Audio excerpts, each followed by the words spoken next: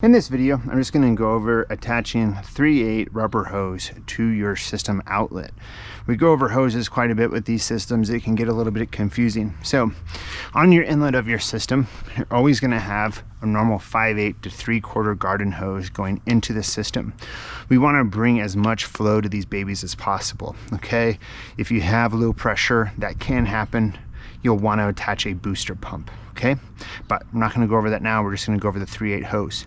So what's the point of the 3/8 hose? The 3/8 hose is a larger inner diameter than what normal pole hose is. So it's going to bring more volume of water to your water fed pole than running another 100 feet maybe of this hose that is a 3/16 inner diameter. Okay, so when we use a 3/8 hose, and the colors can vary as far as what you get from the website, it could be yellow, red, or blue. You're simply going to attach this to the outlet. Make sure your gaskets are always in there so you don't have any sort of leaks.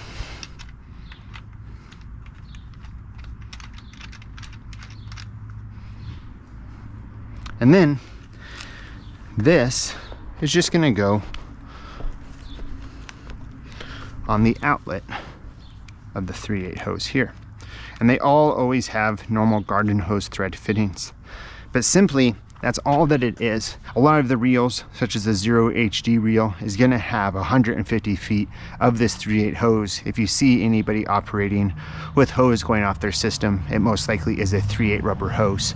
And that's just to keep that pressure very, very consistent all the way to the pole to when it condenses down to this smaller hose here.